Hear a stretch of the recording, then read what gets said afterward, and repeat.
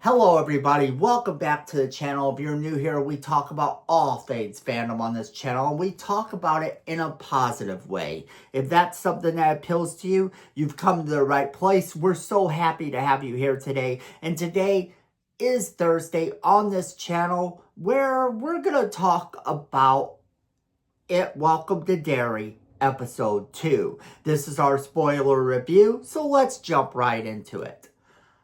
Okay, so first off, I know that this episode actually came out Halloween, and I could have talked about it a little bit sooner, but the rest of the episode should start to run on schedule again. They just had an early premiere for this one, which is why I didn't jump on the bandwagon and give you your spoiler review then. I wanted people to have time to be able to actually see this episode and then for us to talk about it. The episode was pretty wild. It moved a little bit slower, but it also had a lot more scary things in it, so that was good. They didn't let up on the scares in this episode. There was some pretty creepy stuff, but it also was kind of humorous at the same time, I guess, if you think about it. It's a really weird series, and they're leaning entirely into the Pennywise the Clown character, even though technically the show's not just about him. But we're going to get into all of this in our spoilers. So from this point on, there will be spoilers. So if you haven't seen it yet, you know what to do. Stop the video, go watch the show, come back so you can have a conversation with us. We'll wait.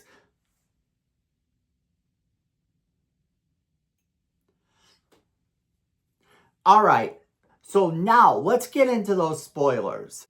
Welcome to Derry, episode 2, is called The Thing in the Dark. And basically, we got an opening sequence. That's right. First, we got to see the whole thing with the slaughtering all over again in the theater, just to kind of tell us that, hey, this was not a dream, this really happened, and then we got our opening sequence. And our opening sequence was so great. It was like this Norman Rockwell mixed with a whole lot of deep cut Stephen King Easter eggs from the It book. And not just that, we got to see glimpses of Pennywise, glimpses of this, glimpses of that, and it was just wild. It was so cool to watch. And I don't think I'll actually skip that opening credits scene ever, because I want to actually pay more attention to it if they stick with that one for the remainder of the show. And when we get back to the show, following the bloodbath of the demon baby, we see the police represented by Clint Bowers, who is related to the Bowers kid that was the bully in the original novel and the movie. That's sort of something to think about there, that this guy who actually upholds the law, and we don't know if he's completely good yet, he seems to actually sort of want to do justice at first, until he's sort of bullied by everyone else, but we'll get into that. So then they talk about Hank, who works at the theater, as the potential suspect because he's a projectionist. Never mind that he has an alibi that he was at home watching Andy Griffith with his mom. And Chief Bowers is actually pressured to arrest someone. Against his own better judgment, he decides to make the arrest. But the kids that survived, Lily and Ronnie, they're at odds with each other now, because Lily doesn't stick up for Ronnie's dad, Hank, and that sort of puts them at odds for a lot of this episode. She doesn't want to go back to the asylum. Lily, her only concern is not going back to the asylum. And then we learn that Ronnie's mom actually died in childbirth, and Lily is feeling sort of bad about how her father died in the pickle factory. So both of these are things that we see happening within this episode. Then Welcome to Derry also deals with the racism of the town, because we see Will, who is actually Hanlon's son, coming in. So now we have Will is Mike Hanlon's relative, and he has to deal with some stuff too. He's the new kid, and he finds himself at odds with a couple of the kids because they are sort of being mean to him. And then you have a new kid, Rich, who seems to be unbothered by him not being popular, but he actually befriends Will. And he has a crush on one of the patty cakes. The patty cakes are the mean girls in the series, and they are just kind of evil. And then, of course, Lily's former friend wants to really fit in with them so bad that she's basically ready to turn her back on her friend.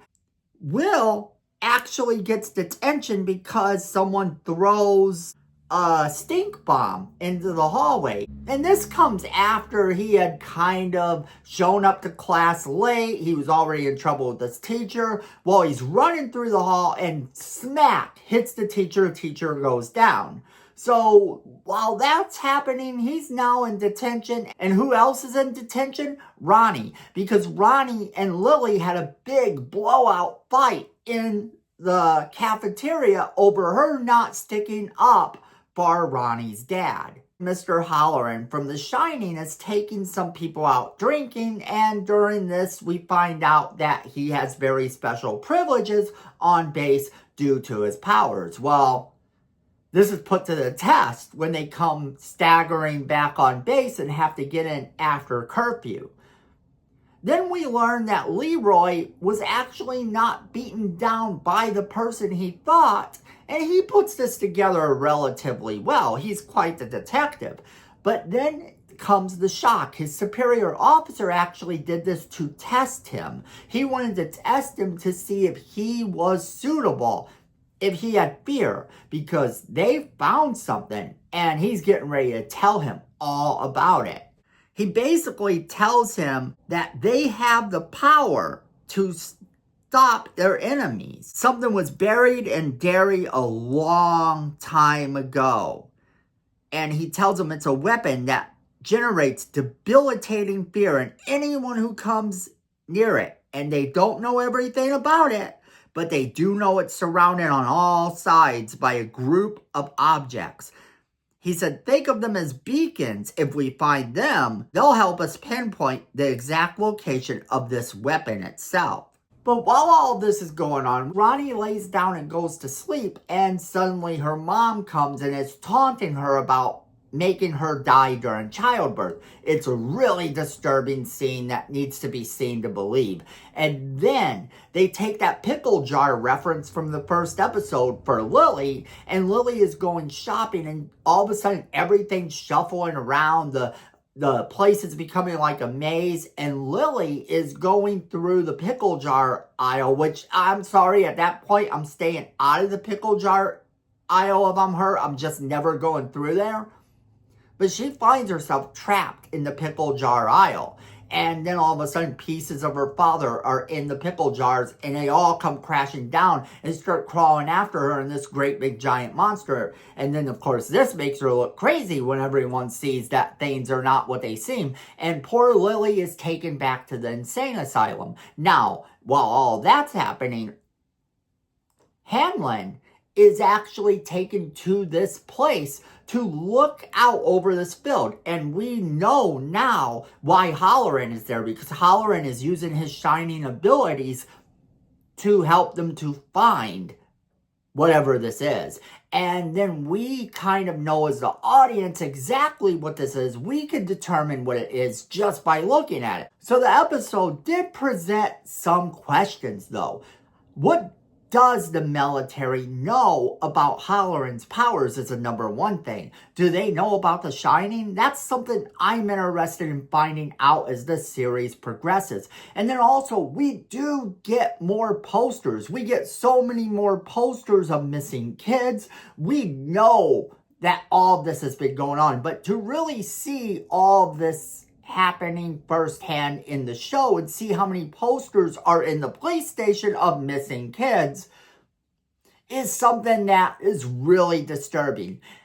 This series has proven itself to be a scary series thus far, and it hasn't even gotten to Pennywise. That's the other thing here. There's no real Pennywise in this episode yet. The closest we get is seeing these shining eyes at one point. And that's the only thing that we see that is sort of like Pennywise.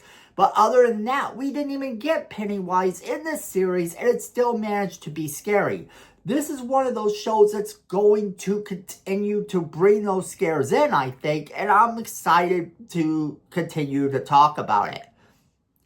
But everything that we know so far is leading up to them figuring out what this weapon is. And like I said, we as the audience already kind of know. This is going to be Pennywise. This is going to be it. They are essentially looking for it. And they think that it's some weapon that's going to cause fear to all of their enemies. And they're not wrong. They're not wrong when they think that. Now, you can't use this as a weapon. So this is all going to go very bad, very quick. And that's what's going to make it so interesting. This is just going to be a train wreck of an event. And that makes it really exciting to watch. I also want to know how the kids are actually going to stop Pennywise this time. They've got to stop him. They've got to send him back for a little bit so that he can rest up for the next generation. So in terms of a second episode, this was really good. This brings us to our theory. My theory is that most of this cast right now, if I'm looking at it, most of this cast doesn't survive. We've already seen who we thought were the Losers Club in episode 1 didn't survive. I don't think that a lot of these people survive. I think the main people will survive. I think Hanlon will survive. I think that Will Hanlon will survive. I think that the Losers Club of this generation will survive.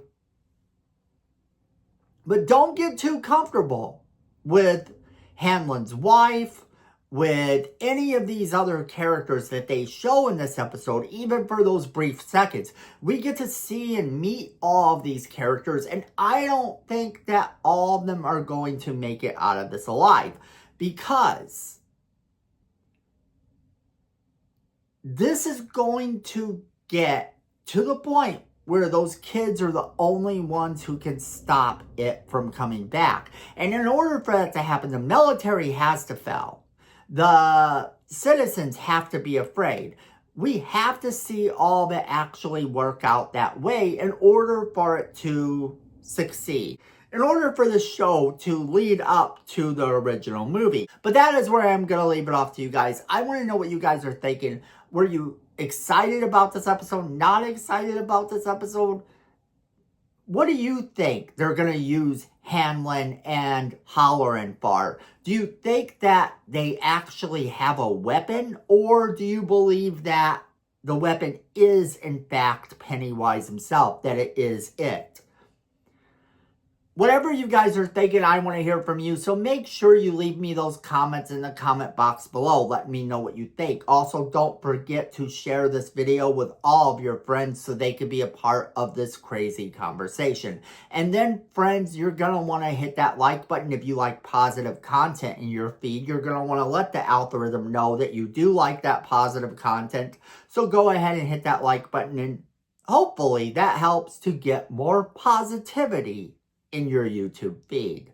And then if you're liking our videos, you're going to want to hit that subscribe button and that notification bell that's right next to it so you don't miss a single video we do. Because friends, let's face it, at the end of the day, I know it and you know it, fandom is family.